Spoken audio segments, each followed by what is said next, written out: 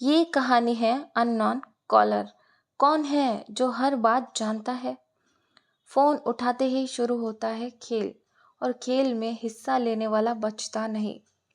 मुख्य किरदार Kirti Chaudhary, call centre में काम करने वाली लड़की। विवेक जोशी, उसका बॉस जो सबसे पहले मरता है। एसीपी भावना नेगी, केस की इंचार्ज, दिमाग तेज और शक करती नहीं साबित करती है। अननोन कॉलर, जिसकी आवाज़ ही हथियार है। कहानी की शुरुआत कीर्ति हर दिन की तरह कॉल सेंटर में काम करती है। एक दिन उसके फ़ोन पर आता है एक नंबर। वो उठाती है और उधर से आवाज़ आती है, अगर तुमने कॉल काटा तो पहली लाश 3 मिनट में गिर जाएगी। कीर्ति हंसती है, ये कोई प्रैंक कॉल है। 3 मिनट बाद उसका बॉस विवेक ऑफिस में कुर्सी पर मृत पाया जाता है। सीसीटीवी में कुछ नहीं दिखता।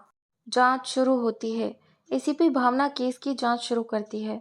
कीर्ति बताती है, उस कॉलर को सब पता था, मेरी शिफ्टिंग, मेरा डेस्क नंबर, यहाँ तक कि मेरी पिछले वीक की लोकेशन भी।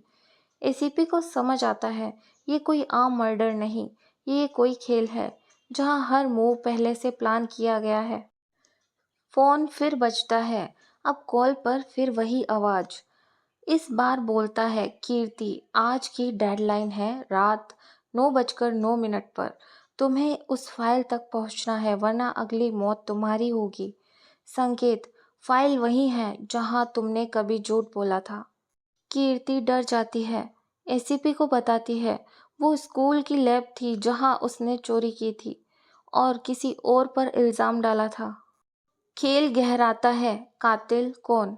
एसीपी को शक होता है, ये कॉल कोई एआई जनरेटेड वॉइस हो सकती है, यानी कोई इंसान नहीं बल्कि मशीन बोल रही है, जो कीर्ति की पुरानी हर हरकत रिकॉर्ड करके उस पर खेल खेल रही है।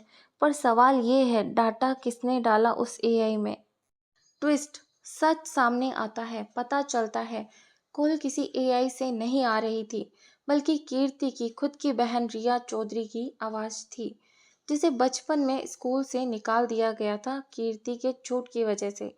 रिया ने सालों बाद वॉइस मॉड्यूलेशन और ट्रैकिंग ऐप से एक फुल सिस्टम बना लिया, और अब वो एक एक करके कीर्ति से उसका अतीत वापस ले रही थी, मौत के जरिए। क्लाइमैक्स, दिमाग हिला देने वाला मोड़। रात 9:09 पर कीर्ति स्कूल जाती है, वही लैब, और वहाँ रखी होती है एक पुरानी डायरी जिसमें सब कुछ लिखा होता है। कौन कहता है बदला लेने के लिए बंदूक चाहिए? एक गलत फ़ोन कॉल भी जिंदगी तबाह कर सकती है। पीछे से आवाज़ आती है, और अब अगला कॉल उस एसीपी को जाना है। एंड। लेकिन खेल खत्म नहीं हुआ। एसीपी भावना का फोन बजता है। स्क्रीन पर वही नंबर, और कॉल उठते ही आवाज, अब बारी आपकी है।